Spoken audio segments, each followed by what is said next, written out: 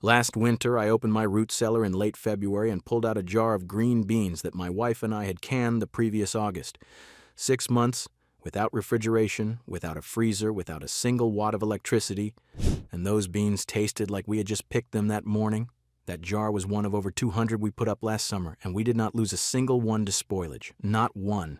Now, compare that to what I used to do. I would harvest more vegetables than my family could eat in a week, stuff everything into the refrigerator and freezer, and within a month, the freezer was packed so tight I could not find anything. By January, half of it had freezer burn. The other half got shoved to the back and forgotten. I was growing beautiful food and then watching a good chunk of it go to waste because I was depending entirely on electricity to keep it from rotting. But here is what changed my thinking. About 5 years ago, I was spending a long weekend in Lancaster County, Pennsylvania, and I got invited into an Amish family's cellar during late October. This family of 11, 2 parents, and 9 children, had shelves from floor to ceiling lined with jars: green beans, tomatoes, pickled beets, corn relish, applesauce, jams, sauerkraut, chow chow. There must have been 400 or 500 jars down there, plus bins of root vegetables sitting in damp sand, no refrigerator anywhere in the house, no freezer. And this family eats well through the entire winter every single year, the same way their grandparents did and their grandparents before them. Today I am going to walk you through the core methods Amish families use to preserve their garden harvest without any modern refrigeration, and, more importantly, how you can start using these same techniques in your own kitchen this season. And stay with me to the end because I will share a simple Amish technique for storing root vegetables through the winter using nothing but a 5-gallon bucket and some damp sand. It is the easiest preservation method I have ever tried, and I have never seen it explained properly in any modern canning guide. I want to be honest with you. For most of my adult life, I thought food preservation meant one of two things: stick it in the freezer or buy it in a can from the grocery store. So when my wife and I first started putting up our harvest, we tried freezing everything: blanched vegetables, frozen berries, bags of shredded zucchini. And it worked fine until the power went out for 3 days during an ice storm and we lost a freezer full of food. That was a hard lesson. A couple $100 worth of produce gone because we depended on a machine that depends on a wire that depends on a power grid we have no control over. If you have been relying mostly on your freezer, I am not judging you. I was right there with you for 20 years. But after I spent time around Amish kitchens and cellars in Lancaster County and later in Holmes County, Ohio, I realized that there are methods of preservation that are older, more reliable, and in many cases produce better tasting food than anything a freezer can do. And once you learn them, you are never at the mercy of a power outage again. Here is something I want you to understand about why the Amish preserve food the way they do. It is not about nostalgia or keeping old traditions alive for the sake of tradition. It is about feeding a lot of people from a limited amount of land with zero room for waste. These are large families, 8, 10, 12 people at a table 3 times a day. When you are feeding that many mouths through a Pennsylvania or Ohio winter, every single tomato matters. Every green bean matters. You cannot afford to let anything spoil. The Amish have a practical concept that shows up in their farming and food preservation alike. They call it mache es gut, which simply means do it right, do it well. It is not a spiritual idea so much as a survival strategy. If you are going to spend 3 hours canning tomatoes, you do it right. So those jars are still good in March. If you are going to harvest a bushel of carrots, you store them right, so they are still crisp in January. There is no electricity to bail you out if you cut corners. The method has to work on its own, and that practical pressure over generations has produced preservation techniques that are remarkably effective and remarkably simple. Here is how they do it, step by step. The foundation of Amish food preservation is water bath canning, and this is where most people should start. Water bath canning is for high-acid foods, and that includes tomatoes, most fruits, pickles, jams, jellies, and anything you add enough vinegar to. The acid level is what keeps the food safe. Bacteria that cause spoilage, including the dangerous one that causes botulism, cannot survive in a high-acid environment once the jar is properly sealed. Here is exactly what you need: a large stock pot deep enough to hold your jars with at least 1 to 2 inches of water covering the lids. You do not need a special canner for this, though a dedicated water bath canner with a jar rack makes it easier. You need mason jars, either pint or quart size, with new 2-piece lids. Never reuse the flat lid portion. The screw bands can be reused, but the flat sealing disc must be new every time. That seal is what keeps air and bacteria out for months. Let me walk you through the process using tomatoes, since that is what most gardeners start with and what the Amish put up in the greatest quantities. Pick your tomatoes when they are fully ripe but still firm. Blanch them in boiling water for 30 to 60 seconds, just until the skins split, then plunge them into ice water. The skins will slip right off. Core them and cut them into quarters or leave them as whole peeled tomatoes. Here is a critical detail that a lot of beginners miss. Add 2 tablespoons of bottled lemon juice to each quart jar, or 1 tablespoon per pint, before you pack the tomatoes in. This is not optional. Modern tomato varieties are sometimes lower in acid than heirloom types, and the added lemon juice guarantees you are in the safe acid range. The Amish families I have learned from in Lancaster County always add lemon juice or citric acid, 1/4 teaspoon of citric acid per quart, as an alternative. They do not skip this. Pack your prepared tomatoes into hot jars, leaving 1/2 inch of headspace at the top. Run a thin knife or bubble remover tool down the inside edges to release any trapped air pockets. Wipe the jar rims clean with a damp cloth. Any residue on the rim can prevent a proper seal. Place the flat lid and screw the band on finger tight, meaning snug but not forced. Lower the jars into your pot of boiling water. Make sure the water covers the lids by at least 1 inch. Process quart jars for 45 minutes and pint jars for 35 minutes. If you are at an elevation above 1,000 feet, add 5 minutes of processing time for every additional 1,000 feet of elevation. When the time is up, lift the jars out and set them on a towel on the counter. Do not touch them. Within a few hours, you will hear that satisfying pop as each lid seals. Press the center of each lid the next morning. If it does not flex, the seal is good. If it pops up and down, refrigerate that jar and use it within a week. Properly canned tomatoes will last 12 to 18 months stored in a cool, dark place. Many Amish families I know use jars that are well over a year old with no issues. The key is doing it right, the first time, every time. Now here is where things go a level deeper. Water bath canning only works for high-acid foods. But what about green beans, corn, carrots, peas, and meat? These are low-acid foods, and they require a different method. This is where pressure canning comes in, and it is the method that Amish families rely on most heavily to fill their cellar shelves for winter. Pressure canning works by raising the temperature inside the canner above the normal boiling point of water, reaching 240 degrees Fahrenheit, which is the temperature required to destroy the spores that cause botulism. A regular pot of boiling water tops out at 212 degrees. That is not hot enough for low-acid foods. You need a dedicated pressure canner, not a pressure cooker, for this. The most common reliable brands are Presto and All-American. The All-American canners use a metal-to-metal seal with no gasket, and I have seen Amish families using the same All-American canners their mothers used 30 or 40 years ago. They are built to last. Let me walk you through green beans, since they are the single most pressure-canned vegetable in Amish kitchens, and probably in American kitchens generally. Pick your beans when they are young and tender, about 4 to 5 inches long before the seeds inside start to bulge. Wash them, snap off the ends, and cut or break them into 1 to 2 inch pieces. You have 2 options here, raw pack or hot pack. For raw pack, you stuff the raw bean pieces tightly into hot jars. For hot pack, you boil the beans for 5 minutes first, then pack them hot into hot jars. The Amish families I know overwhelmingly prefer raw pack for beans because it is faster and the texture holds up well. Pack beans tightly into quart jars, add 1 teaspoon of canning salt per quart if desired. The salt is for flavor, not for safety, and pour boiling water over the beans, leaving 1 inch of headspace.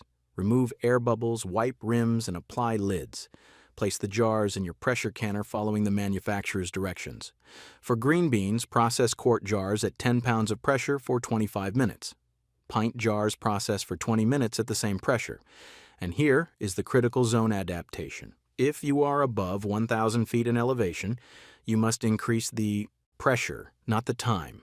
At elevations of 1,000 to 2,000 feet, process at 11 pounds.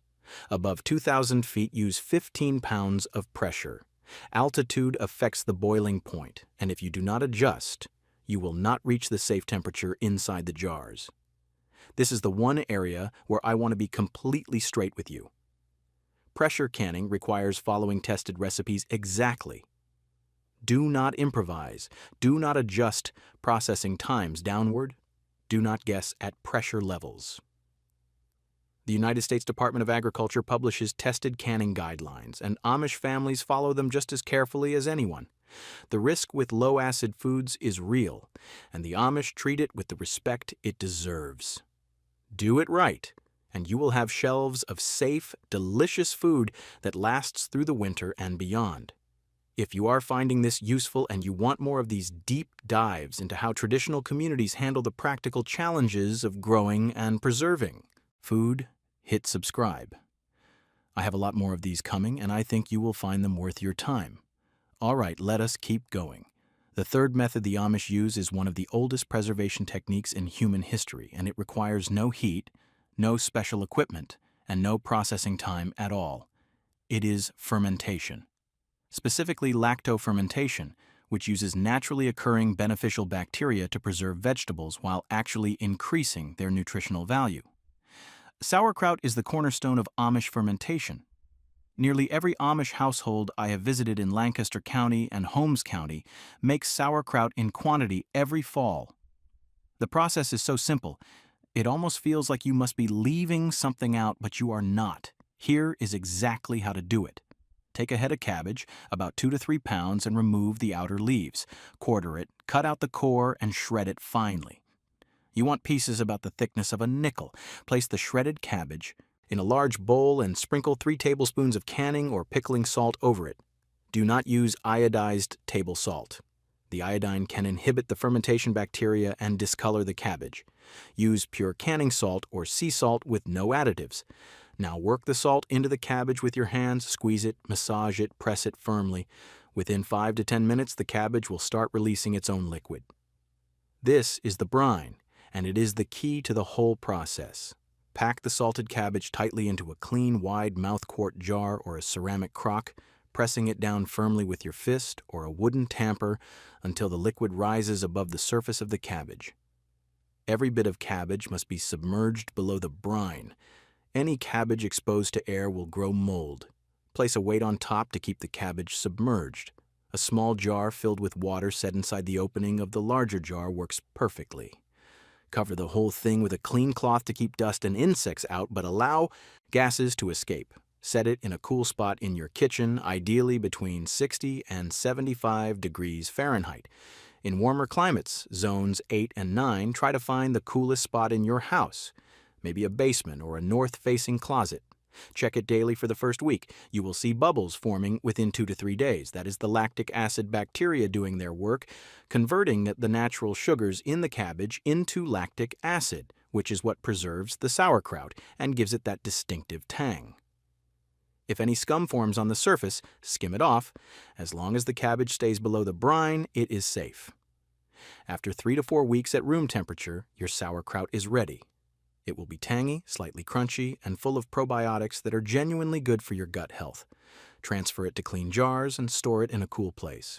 In a proper root cellar or even a cool basement at 50 to 60 degrees, fermented sauerkraut will keep for 6 months or longer. No canning required, no processing, no electricity. Just cabbage, salt, thyme, and the bacteria that nature provides for free. Now let me show you the method the Amish use for the vegetables that do not lend themselves to canning or fermenting. Root vegetables like carrots, beets, turnips, parsnips, and potatoes are best preserved through root cellaring, which is simply storing them under cool, humid, dark conditions that slow down their metabolism and keep them firm and edible for months. The ideal root cellar temperature is 32 to 40 degrees Fahrenheit with humidity around 90 to 95%. If you have an actual root cellar or an unheated basement, you are already most of the way there. But even if you do not, there are ways to create those conditions on a smaller scale, and I will get to that in the bonus tip at the end. Here is what matters for each vegetable. Carrots store best when they are harvested after a few light frosts, but before the ground freezes hard. The cold converts some of the starch to sugar, which is why fall carrots taste sweeter.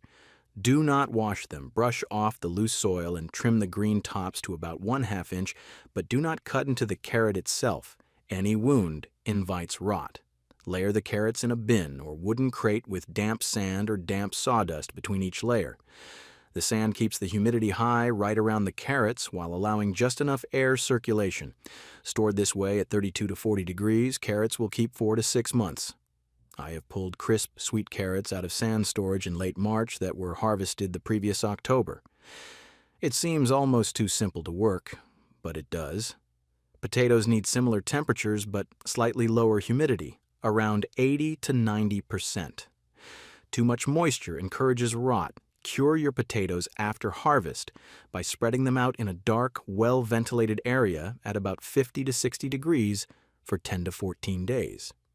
This toughens the skin and heals any small nicks from harvesting. After curing, store them in burlap sacks, wooden crates, or cardboard boxes in your cool, dark storage area. Never store potatoes near apples. Apples release ethylene gas, which causes potatoes to sprout prematurely. Beets handle storage much the same way as carrots. Trim the tops to 1 inch, do not wash, and layer in damp sand. Turnips and parsnips follow the same rules. The Amish families I have learned from keep their root vegetables organized by type in separate bins, each labeled with the harvest date.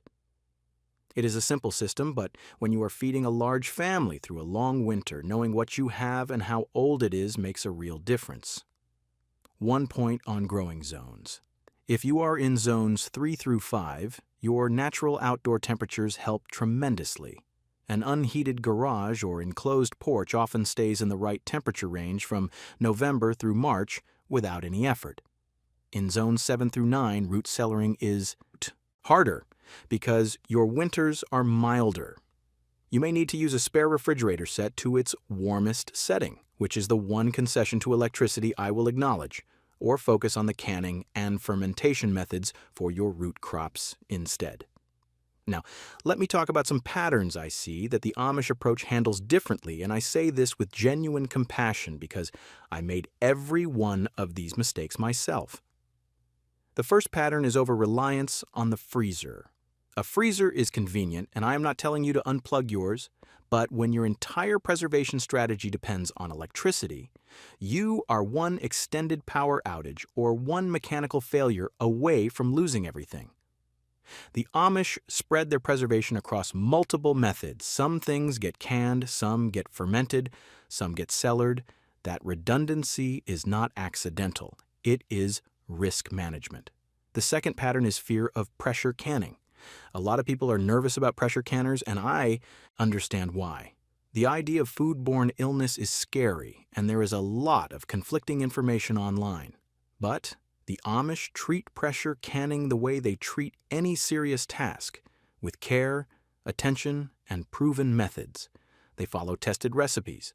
They check their pressure gauges. They do not take shortcuts. When you approach it with that same discipline, pressure canning is safe, reliable, and deeply satisfying. I was intimidated by it for years, and now it is my most used preservation method. The third pattern is waiting too long to preserve the harvest. I used to let vegetables pile up on the kitchen counter for days after picking, figuring I would get to them when I had time. By then, the tomatoes were soft, the beans were limp, and the quality was already declining. Amish families preserve on harvest day whenever possible. They pick in the morning and can or process by afternoon.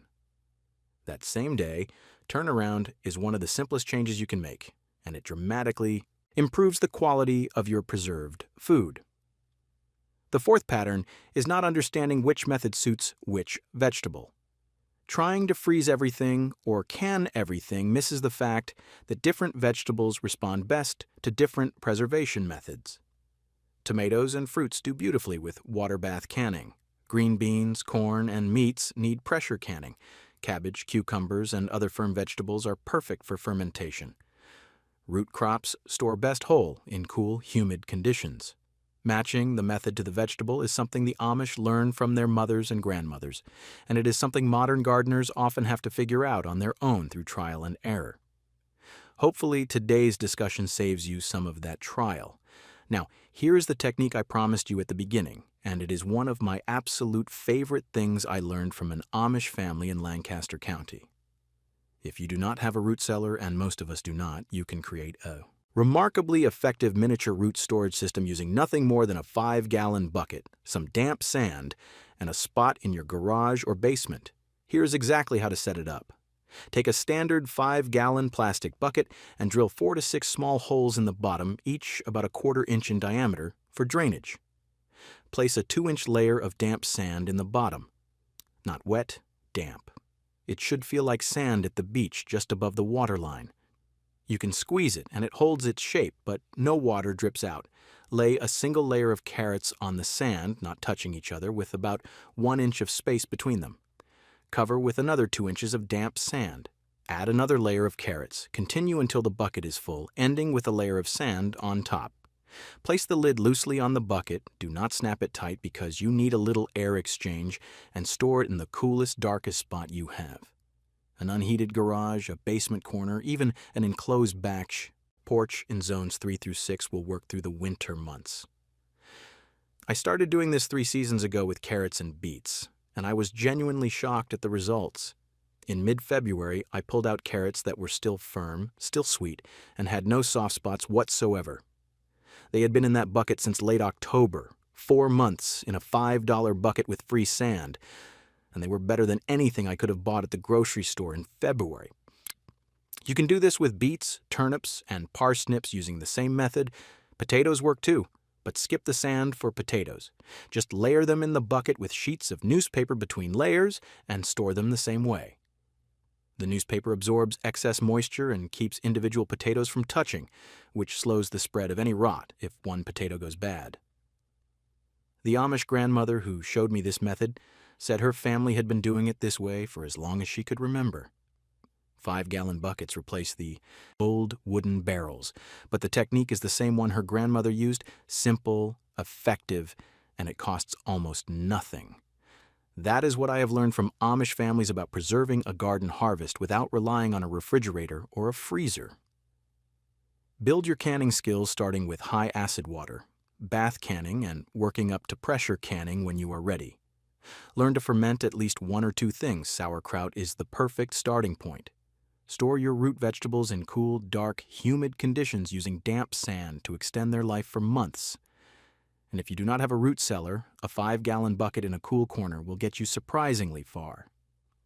If any of this changed how you think about putting up your harvest, I would love to hear about it in the comments. Tell me what you are planning to try this season, what you have struggled with in the past, or what your own family traditions look like.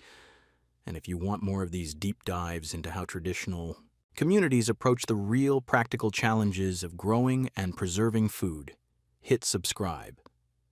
I have plenty more of these coming. Thanks for spending this time with me today. I will see you in the next one.